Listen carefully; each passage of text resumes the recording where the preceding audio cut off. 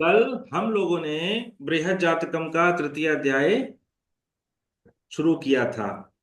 और तृतीय अध्याय जो है वो वियोनि जन्माध्याय है। वियोनि अर्थात विगता योनिया, जो मानव से इतर योनियां हैं उनके जन्म के विषय में हमको आचार्य वराहमिहिर बता रहे हैं। तो आज हम दो छंदों हमने कल पढ़ लिए थे, पहला और दूसरा छंद। आज हम तीसरे छंद की ओर आगे बढ़ेंगे। तो तीसरे छंद से पहले आपकी एक छोटी सी परीक्षा हो जाए, है ना? कि आपको पिछला याद है या आप लोग भूल गए हैं।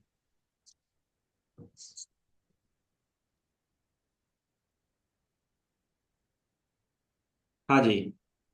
तो अस्युत्तरस्यां दिशि देवतात्मा हिमालयो नाम नगाधिराज पूर्वापरौ तो यनिधि वगाय स्थिता पृथिव्या इव मानदंड।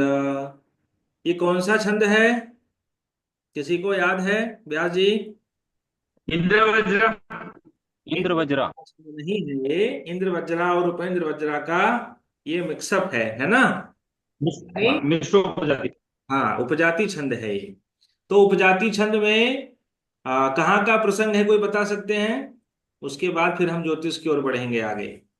अस्युत्तरस्याम, इसकी उत्तर दिशा में देव स्वरूप जो हैं वो कौन है? हिमालयो नाम नगाधिराज, नगों के जो अधिपति हैं, पर्वतों के जो राजा हैं, वो हिमालय नाम के हैं, देव स्वरूप हैं, वो स्थित हैं। यह भारत की लोकेशन का वर्णन है। भारत की लोकेशन का वर्णन बताया जा रहा है। और पूर्वा परौ तो निधि वगाइया, पूर्व और पश्चिम दोनों दिशाओं में इसके समुद्र है। स्थितः पृथिव्या एव मानदंड, पृथ्वी के मानदंड की भांति यह खड़ा हुआ है, पर्वतराज हिमालय। तो उपजाति छंद का ये उदाहरण है, और उपजाति छंद में ही अब आचार्य वराहमिहिर हमको ले जा रहे हैं। क्या ले जा रहे हैं?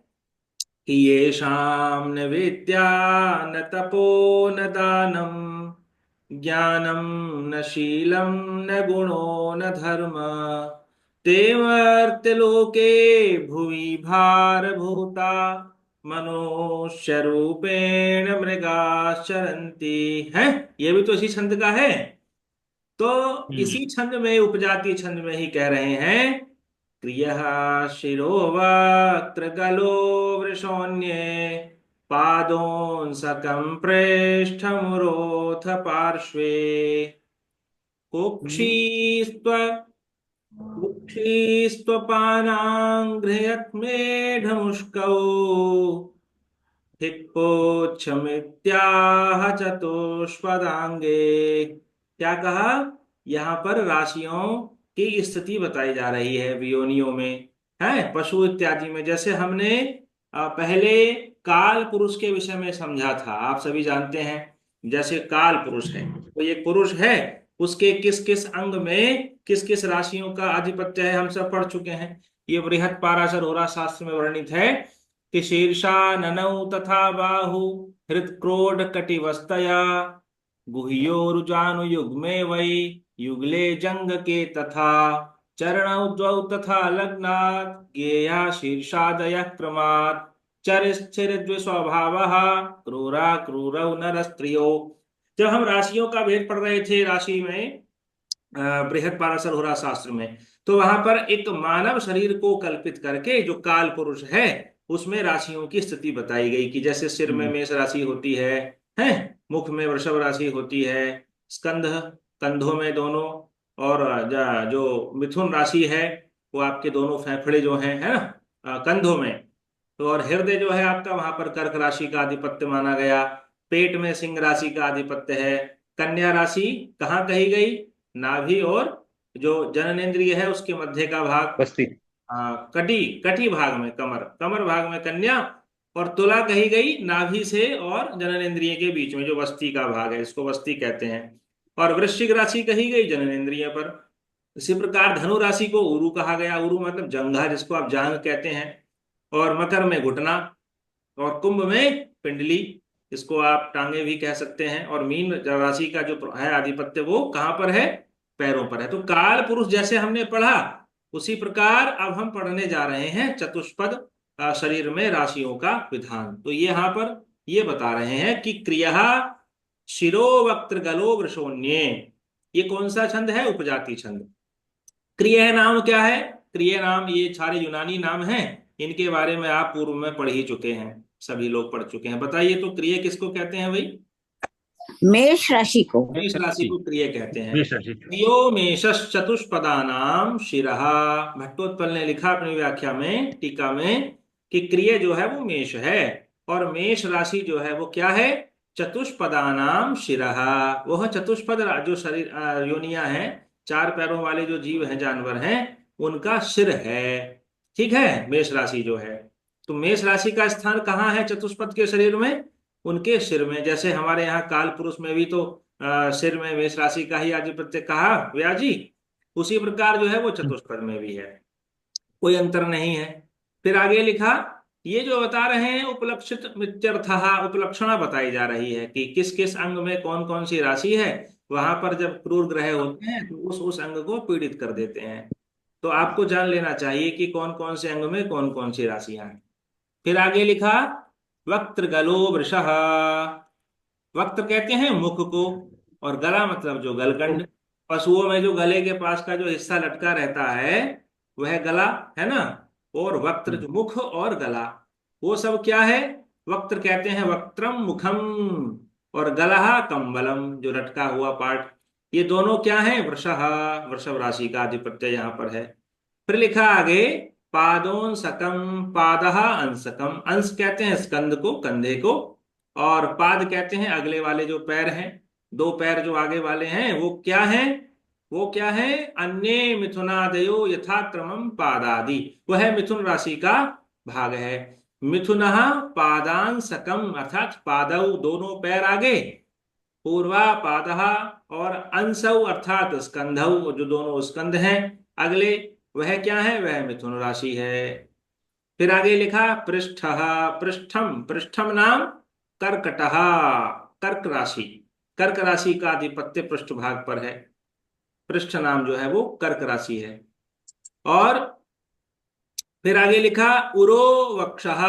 उर किसको कहते हैं? वक्ष को कहते हैं, है ना, छाती को कहते हैं। तो जो वक्ष हिस्सा है वो है सिंह है, सिंह राशि का आधिपत्य है वहां पर। फिर आगे लिखा, अथ।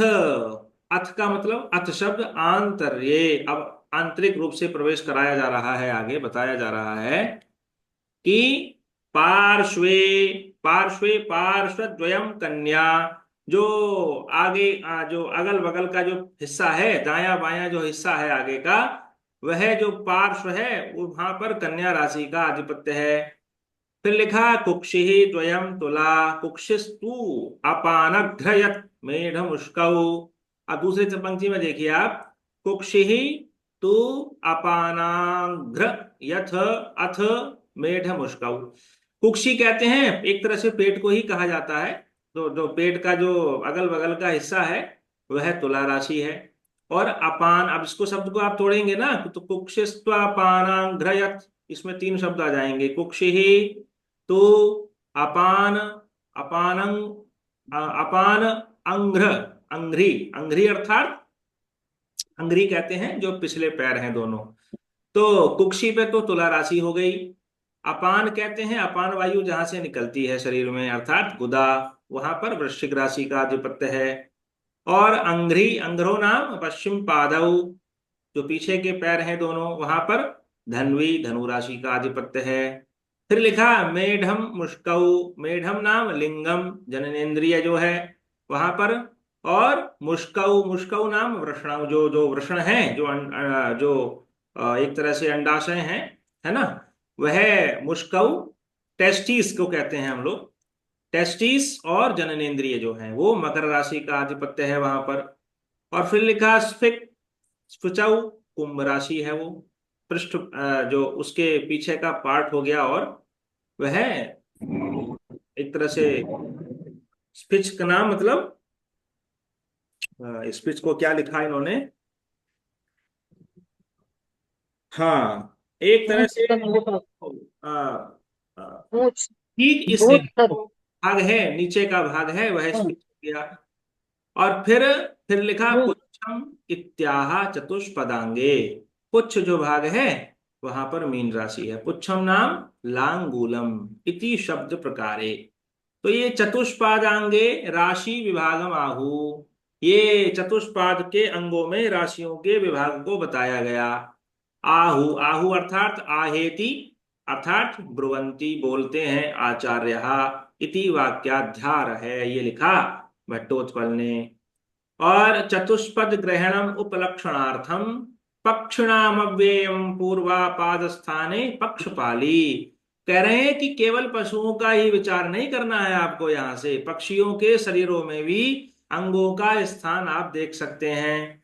तो पक्षियों का क्या करेंगे कि जो पूर्वापाद स्थान है, जहां पर आप मिथुन राशि देख रहे थे, आगे के जो दो पैर हैं, अब पक्षियों में तो चार पैर नहीं होते ना, तो मिथुन राशि का जो भाग है वही पक्षियों का पक्षपाली अर्थात पंख है। ठीक है। फिर लिखा शेषम सामान्यम प्रयोजनम, शेष भाग वैसा ही रहेगा, जो जो अंग में राशि जो पशुओं में किया गया, ठीक है रितेश जी, वही भाग जो है वो पक्षियों में रहेगा। अब क्या लिखा, राश्युपलक्षतेंगे व्रणोपघाते विज्ञानमिति, घातादेर विज्ञानमिति। इस राशि का उपलक्षण क्यों बता रहे हैं, इसलिए बता रहे हैं कि जिस अंग में क्रूर ग्रह की उपस्थिति हो, क्रूर ग्रहों का प्रभाव हो, पाप ग्रहों का प्रभाव हो, तो चतुष्पदों का वह वह अंग जो है वो व्रण से, उपघात से कहना चाहिए, यानी वहां पर कोई फोड़ा, फुंसी, जख्म इत्यादि, या वह अंग जो है वो पीड़ित होना चाहिए उस चतुष्पद का। एक बार का प्रसंग है, मेरा ही प्रसंग है वो। मैं गांव में गया हुआ था, अपने गांव में। तो व्यास जी वहां पर क्या था, एक हम्म। गाय ने बछड़ा बछड़ा दिया। ठीक है। हम्म। आपको मानव शरीरों तक सीमित नहीं रखा ऋषियों ने। देखिए, मानव केवल चेतना मानव के अंदर ही नहीं है, मानव के अतिरिक्त चतुष्पद भी तो जीव हैं, उनके अंदर भी तो चेतना है। हम्म। और वृक्ष हैं, वृक्ष इत्यादि जो योनियां हैं, 84 लाख योनियां कही गई ना, तो सभी जीव जो प्रकट हो रहे हैं इस चराचर ब्रह्मांड में, तो सभी पर ग्रहों का प्रभाव है, केवल एक मानव पर ही प्रभाव नहीं है। आचार्य वरामीर आपको ये हम्म। बता रहे हैं। तो गया था मैं वहां पर, बछड़े ने जन्म लिया। अब बछड़े ने जो जन्म लिया, जन्म लेने ही वाला था, तो लगन तो पता चल ही गई थी, कौन सी लगन होने वाली है, क्या नवांश रहने वाली है। तो मैंने कहा कि मैंने इसका जो कान का हिस्सा है, कान की तरफ का जो भाग है, वह इसका पीड़ित रहेगा। तो जब उस बछड़े ने जन्म लिया व्यास जी, तो उसका जो कान का हिस्सा था वो ऐसे करके जैसे मुड़ा हुआ होता है, मतलब पूरी तरह से खुला हुआ नहीं था। तो कहा ये चीज कैसे पता चली, मैंने ये चीज बृहद जातकम के 3 अध्याय से पता चली, है ना। तो ये बृहद अध्याय का चमत्कार है। तो जब कोई हम्म। पैदा हो रहा हो उस समय का लग्न भी देखिए। अब आपको पशुओं की भी जन्म कुंडली देखनी पड़ेगी, है ना। बोले अब ये किस काम पे लगा रहे हैं, हम नहीं लगा रहे, आचार्यों ने शोध किया इसके ऊपर भी। और पशुओं की, पक्षियों की, जब पक्षी जन्म दे रहा, अब जो अपने अपनी जो है वो उत्पन्न कर रहे हो जीव को, तो जिस समय उत्पन्न किया उस समय के को आधार बना करके उसकी भी जन्म कुंडली बनाइए, माने पशुओं की, पक्षियों की भी जन्म कुंडली बनेगी। और फिर आप देखिए कौन कौन सा अंग उनका पुष्ट है, कौन कौन सा अंग उनका ठीक है। अब देखिए पुच्छ शब्द है, पुच्छ शब्द से आपको एक बड़ा सुंदर सा दृष्टांत सुना देता हूं। रामायण में जब राम जी ने सेतु बंद किया, रावण का वध किया, उसके बाद जब मुक्त हुए सब लोग, तो उसके बाद क्या हुआ, जो वानरियां थी उनके मन में एक बड़ा कौतूहल जागृत हो गया। कौतूहल क्या जागृत हो गया कि राम जी ने जो है एक अपने एक नारी के लिए इतना बड़ा युद्ध कर लिया, इतने सारे वानरों को, वानरियों को इकट्ठा कर लिया। ऐसा भाई हमको भी देखना है, वो ऐसी कौन है जिसके लिए उन्होंने इतना बड़ा जो है सेतु निर्माण किया है, रावण का वध कर दिया। भाई हम भी देखना चाहते हैं वो सीता आखिर है कैसी। तो जब वानरिया वहां पर पहुंची, जब सीता जी को देखने के लिए, ठीक है, बोले एक हमारे हैं, हमारे यहाँ देखिए इन्होंने तो अपनी पत्नी के लिए रावण का वध कर दिया, और हम तो पूरे दिन चली जाती हैं इधर से उधर, कोई हमको ध्यान भी नहीं देता, हम कहाँ चली गई। एक राम जी हैं जिन्होंने अपनी पत्नी सीता के लिए इतना बड़ा जो है वो पुरुषार्थ कर दिया। तो जब उन्होंने सीता को देखा, तो वानरों ने पूछा उनसे कि बताओ भाई आपको माता कैसी लगी। बोले बाकी सब तो ठीक है, रूप है, सब कुछ है, ठीक ठाक है। फिर लिखा पुच्छम बिना सर्वम तुच्छम, कि पूछ नहीं है उनकी, जैसे पूछ के बिना तो सभी सब कुछ जो है वो तुच्छ है, बेकार है। हम तो सोच रहे थे पता नहीं कितना सुंदर होगा, पर इनके तो पूछ ही नहीं है ना। तो खैर अपनी अपनी जो है वो दृष्टि होती है, अपनी दृष्टि से हम लोग मूल्यांकन करते हैं। तो ये पुच्छ शब्द एक सुंदर दृष्टांत मैंने आपको बताया। अब देखिएगा, अब इसको हम स्थापित कैसे करते हैं। तो ये एक चतुष्पद है। इसमें देखिए, जो सिर है, सिर का ऊपर का भाग वह मेष है, यहाँ मुख के आसपास लिखा हुआ है। मुख में जो आएगा वह क्या आएगा, वृषभ राशि आएगी मुख के हिस्से में, ठीक है। तो इस प्रकार से आप अंग विधान जो है वो कर लेंगे, ठीक है। ये प्रसंग आपको सारावली में भी मिल जाता है। इसमें चित्र में कुछ गलत दिया है, सारावली में कुछ प्रसंग अलग है। इसमें क्या लिखा गया कि मेष वृषौ, मुख भाग में मेष राशि है, मेष वृषौ मुख गलयो, यानी मेष में मुख भाग में मेष है और गले में वृषभ है। तो वहीं पर है, यहां पर भी तो वही था, कोई फर्क नहीं है सारावली में भी। फिर आगे लिखा गलयो अंश कपादेशु मिथुन मीनौ स्तः। फिर लिखा कंधे में जो है वो मिथुन है, स्कंद में मिथुन है ना। और यहां पर हमने क्या पढ़ा है अभी, देखिए, गले में क्या पढ़ा हमने, यहां पर वृषभ राशि ही पढ़ा। मिथुन को हमने क्या पढ़ा, मिथुन को हमने पढ़ा अग्रिम पैरों के आगे के जो पैर हैं। तो यहां पर सारावली में जो लिखा गया वो पैर में मीन राशि को बताया गया। पीठ के दोनों भागों में कर्क और कुंभ बताई गई है। जंघा में सिंह और मकर बताया गया है। पिछले पैरों में कन्या और धनु बताई गई है। गुदा और लिंग में तुला बताया गया है, और पूंछ में वृश्चिक बताया है। जूक कीटरक्षौ मिथुनादयस्तुलांता सब विभागे चतुष्पदानाम। इस तरह से जो है वो लिखा है चतुष्पद पशुओं के विषय में। ये थोड़ा सा भिन्न है। अगर आप देखें तो वराहमिहिर की जो बृहद जातकम में चतुष्पद शरीर में राशियों का विभाग बताया जा रहा है, ये सारावलीकार ने उससे थोड़ा सा भिन्न लिखा है इसमें, ठीक है। चलिए अब आगे बढ़ते हैं चौथे छंद की ओर। चौथा जो छंद है इसके बारे में मैं आपको बता दूं, ये थोड़ा नया छंद है, आप लोगों ने प्रथम बार सुना होगा। लग्नांशकाद ग्रहयोगे क्षणाद्वा वर्णान् वदेद् बलयुक्ता द्वियोनौ दृष्ट्या समानान् प्रवदेत् स्वसंख्यया रेखां वदेत् स्मरः संस्थैश्च पृष्ठे। ये वैश्वदेवी छंद है। वैश्वदेवी छंद होता है, वृत्त रत्नाकर में लिखा गया कि पंचाश्चैच्छिन्ना वैश्वदेवी ममौ यऊ। ममौ यऊ, दो मगड़ आ जाते हैं और दो ही यगण आ जाते हैं। जो आपने दोधक छंद पढ़ा था, तोटक छंद पढ़ा था, है ना, उसी छंद की कैटेगरी का ही ये छंद है वैश्वदेवी। और वैश्वदेव इत्यादि यज्ञ में, मनुस्मृति में इत्यादि जो एक तरह से कर्मकांड के प्रधान मंत्र हैं वहां पर इसका प्रयोग किया गया है। और पंचाश्वैश छिन्ना, पंच और अश्व पर छिन्ना माने इसकी जो यति है वो आ जाती है। पंच कहते हैं 5 अक्षरों के बाद, अश्व कहते हैं 7 अक्षरों के बाद में। तो 5 और 7 अक्षरों के बाद में छिन्ना अर्थात यति हो जाती है। तो इस प्रकार से 2 मगण और 2 यगण, एक गण में 3 अक्षर होते हैं, तो 3 चौक 12 अक्षरों का ही ये छंद है, वैश्वदेवी छंद है, ठीक है व्यास जी। इसमें आप लगा, बराबर। तो लग्नांश का, मम ये आप सुनिए ध्यान से इसको, बड़ा अच्छा प्रसंग है ये। लग्नांशकाद ग्रह योगे क्षणाद्वा वर्णान् वदेद् बलयुक्ता द्वियोनौ दृष्ट्या समानान् प्रवदेत् स्वसंख्यया रेखां वदेत् स्मरसंस्थैश्च पृष्ठे।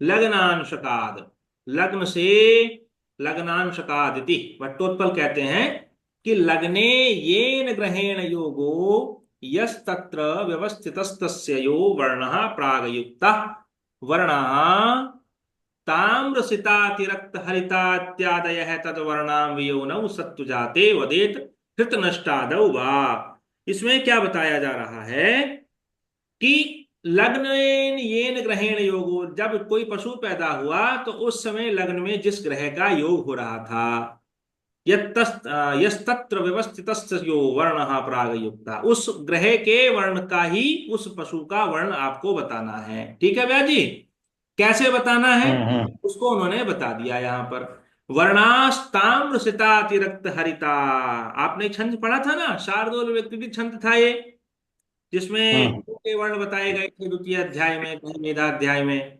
शार्दूल विक्रीडित छंद में बताया था उन्होंने कि वर्णास्ताम्रसिता तिरक्त हरित व्यापीत चित्रासिता वहिनियम अग्निज केशवेन्द्र शचिका सूर्यादिनाथाक्रमात्। याद है कि भूल गए?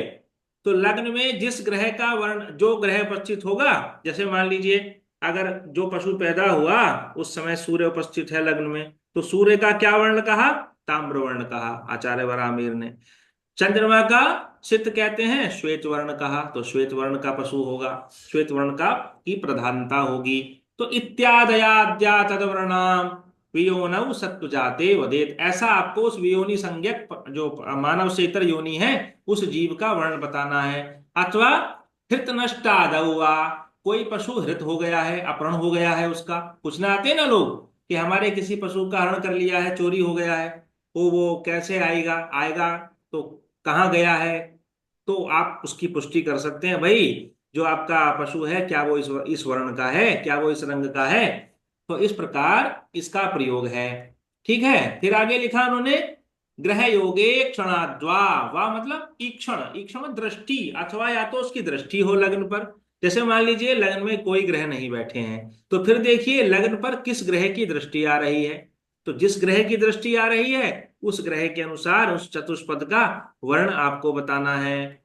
फिर वर्णान वदेत, ठीक है, बल युक्ता द्वयोनौ, बल के अनुसार बताना है, जो ग्रह बली है। कभी कभी ऐसा भी होगा कि दृष्टया समानान प्रवदेत संख्या, फिर लिखा अगर दृष्टि भी समान हो जाए, बहुत सारे ग्रस्तों की दृष्टि आ रही है, तब आप कैसे निर्णय लेंगे?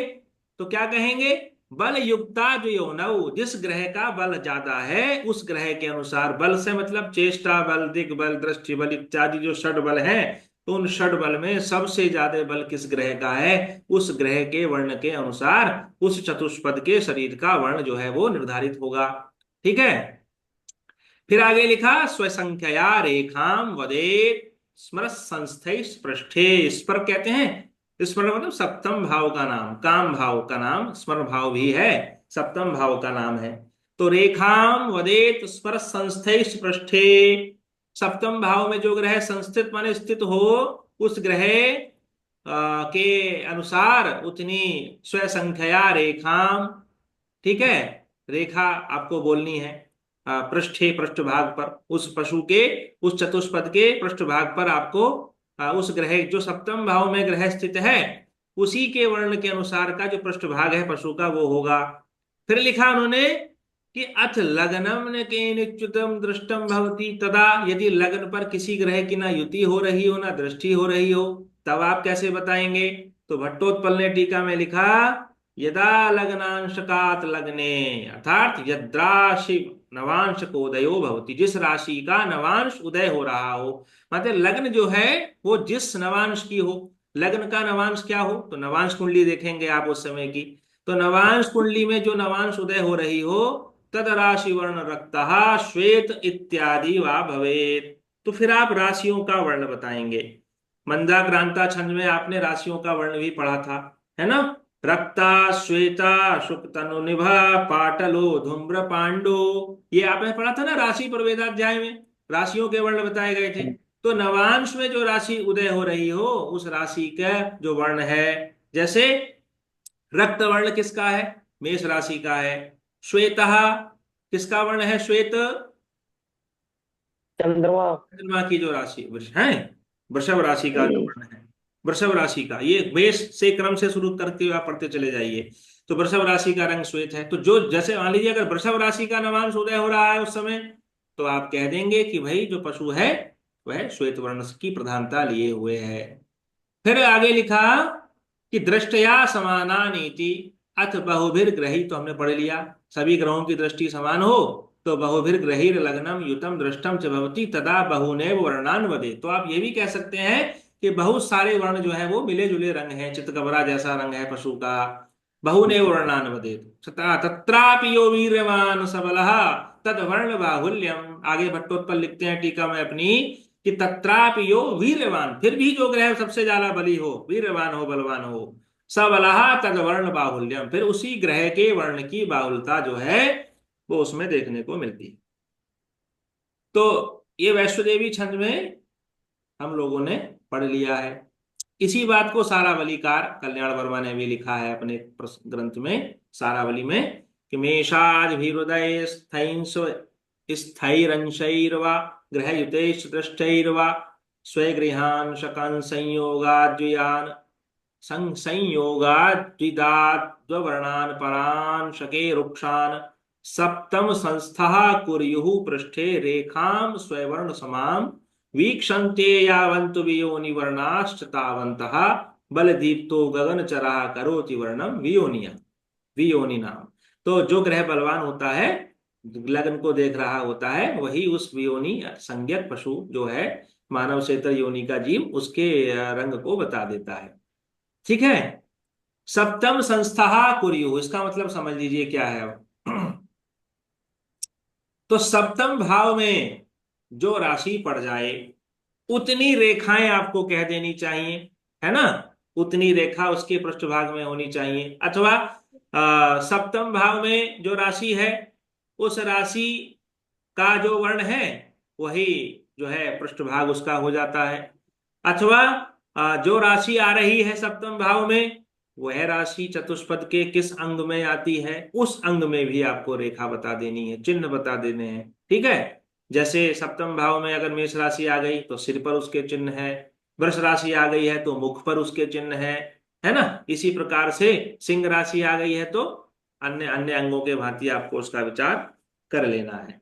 तो ये हमारा आज का विषय था। इसमें किसी की कोई शंका हो तो आप निसंकोच जो है वो पूछ सकते हैं। एक ही समय पर मानव का शरीर पशु का शरीर आ गया, फिर दशा का जब आप साधन करेंगे, विंशोत्तरी लगाएंगे इत्यादि इत्यादि, तो जैसे क्रूर ग्रहों की दशाओं में मानव के साथ दुर्घटनाएं घटित हो जाती हैं, उसी प्रकार उस पशु के साथ भी क्रूर ग्रहों के आने पर कुछ ना कुछ जो नकारात्मक है वो घटित होगा। आप देखते हैं ना, बहुत सारे जानवर जो है वो कार दुर्घटना में, वाहन दुर्घटना में आकर के, चपेट में आकर के अपने को जो है वो मृत्यु का शिकार बन जाते हैं। तो यह उनकी भी दशाएं हैं। अब चूंकि आज के समय में कौन पशु के जन्म के समय की कुंडली को अपने पास रखता है, कौन नोट करके रखता है कि इसका जन्म किस समय हुआ। तो ये कोई नहीं। वरामिहिर अगर आप उनकी दृष्टि पर विचार करें ना, तो ये बहुत हम्म। एक तरह से देखा जाए तो अनुसंधानात्मक दृष्टिकोण से उन्होंने इस छंद को लिखा है। वैश्वदेवी छंद में ये यहां से आचार्य वरामिहिर की शोध दृष्टि का पता चलता है। वो कितने शोधोन्मुख जो है दृष्टि के रहे हैं कि केवल मानव शरीर के अतिरिक्त जो है वो पशुओं का, अब कल को हम पढ़ेंगे पक्षियों का जन्म कैसे आप निर्धारित करें, पक्षियों के शरीर की अवस्था कैसे बताएं आप, कल को हम आएंगे इसी छंदों के ऊपर, वो पक्षी का प्रकार बताएंगे। अब यहाँ पर पशुओं का उन्होंने समाप्त कर दिया इन्हीं छंदों में। तो कहने का तात्पर्य यही है कि एक एक ही समय पर एक ही कुंडली बन जाती है जिसमें पशु का भी जन्म हो गया और दूसरे कमरे में जो है मानव का बच्चा आ गया उसमें, है ना। तो वहां लग्न कुंडली भी समान है, नवांश कुंडली भी समान है, द्वादशांश कुंडली भी समान है। तो फिर जो उनकी जो काल, अब चूंकि अब जो काल है, आने वाला जो काल है, उस समय जो घटनाएं आएंगी आप देखना तो मिली जुली घटनाएं उनके जीवन में देखने को मिलेंगी। जैसे मानव का शिशु है, जब उस आगे, चूंकि मानव का शिशु तो जो है वो पराधीन नहीं है पूर्णतः, मानव शरीर पूर्णतः पराधीन नहीं है, स्वतंत्र कर्म करने में हम लोग समर्थ हैं। इसलिए हम क्या करते हैं, अपने अपने विवेक शक्ति से, अपने कर्म के बल से हम आने वाले अपने जो जो बुरा प्रारब्ध है हमारा, हम उसकी तीव्रता को भी कम कर लेते हैं अपने अपने तपोबल से। लेकिन वो पशु नहीं कर सकता, वो पराधीन है ना, तो उसको तो भोगना ही पड़ता है। तो यहीं पर देखा जाता है जो वरामिहिर ने कहा कि कर्मार्जितम पूर्व भवे सदाजी यत्तस्य पंक्तिम समभिव्यनक्ति। मैं तो कर्मों के अर्जित फल को बताने की ये चेष्टा करने ये कर रहा हूं, इसलिए मैं होरा शास्त्र लिख रहा हूं, उसी के अंतर्गत ये वियोनि जन्माध्याय है। तो ये आपकी शंका का समाधान करने का मैंने प्रयास किया है। ठीक है। हम्म। तो आज यहीं पर बराबर समाप्त बराबर। करते हैं, और कल को हम पक्षी का सर कैसे होता है और उस समय की स्थितियां उसके पक्षी के शरीर को कैसे प्रभावित करती हैं, ये हम पढ़ेंगे। लेकिन अब आप लोग एक काम पर लग जाइए, अपने आस पड़ोस में जहां किसी पशु का जन्म हो, किसी पक्षी का जन्म हो।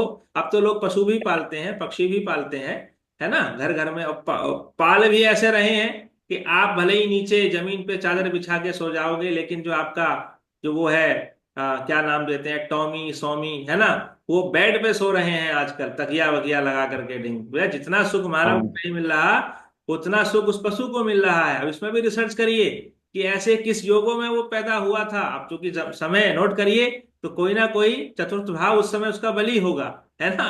सुख भाव उसका बलि है, इसलिए वो बिस्तर पर उसकी सैया बिछाई जा रही है आपसे पहले, और बिस्तर पर ला करके उसको दूध दिया जा रहा है, बिस्किट दिया जा रहा है, कार में लोग घुमाने ले जा रहे हैं, कार में बैठ करके घूमने जा रहा है। आप अब आप देखेंगे नहीं इसमें कि कुछ ना कुछ तो भाई, जो सड़कों पर जो लोग जो चतुष्पद घूमते रहते हैं, उनकी तुलना में उसकी कुंडली व्यासी बलवान होगी कि नहीं होगी, जो इतने सुखों का भोग बराबर, गत करता जन्म है। का पुण्य। हाँ, तो ये चीजें। गत गत हाँ, जन्म का अर्जित पुण्य। बिल्कुल बिल्कुल। हमारे यहाँ गुरुजी पिलिया थी, वो मंगलवार को व्रत रखती थी, केवल घास खाती थी। अच्छा, बिल्कुल, तो वो संस्कार हैं उसके। घर बहुत सारे जीव ऐसे हैं। हाँ, हाँ, बहुत सारे जीव हैं घर के ऐसे। बाहर गायों के साथ में रहती थी बस। बिल्कुल बिल्कुल। बहुत सारे ऐसे कुत्ते, आपको हाथी ऐसे मिल जाएंगे जो आपके ही सुख और दुख में वो भागी होते हैं। आपके सुख में होने पर वो भी सुखी हो जाते हैं, आपके दुख में होने पर वो भी दुखी हो जाते हैं। तो ये भी संस्कार हैं। और कोई वो कोई तो तो है। ऐसे होते हैं कि भाई स्वामी जो है वो मृत्यु का शिकार हो गया, तो उसके वियोग में उस पशु ने भी जो है वो अपने को खाना वाना छोड़ करके अपने को नष्ट कर दिया, बिल्कुल। तो ये संस्कार ही गुरुजी तो है, मैं भले ही उसको शरीर पशु का मिला है, लेकिन पूर्व जन्मों में कहीं ना कहीं वो श्रेष्ठ योनि में रहा है, वो भी जानता है कि संवेदनाएं क्या होती हैं, भावनाएं क्या होती हैं, है ना। तो सहानुभूति का व्यवहार उसको भी पता है। कुछ कुछ पाप बिल्कुल कर्म सही। ऐसे हो गए जिसके कारण वो पशु के शरीर में आ गया। तो खैर चलिए। हमारे यहाँ गुरुजी एक और पिल्ला था, पिताजी जब एक्सपायर हुए तो 13 दिन तक जैसे पिंडदान वगैरह मैं करने जाता था, दिन में 2 बार मैं नहाता था, 2 बार महिलाएं, मतलब पुरुष वर्ग महिलाएं, तो वो भी नहाता था साथ में जाकर के। और जैसे वो करते थे, तर्पण करते थे, तो वहां पे बैठता था। जी, ऐसे वो थी उसकी चेतना। बिल्कुल बिल्कुल। ठीक है, बहुत सही कहा आप लोगों ने। तो कल को हम पक्षी का जन्म पढ़ेंगे। सर एक डाउट था। कल को मिलेंगे हम। अब ठीक है, अब कोई शंका किसी की है तो बताइए, नहीं तो फिर कल को।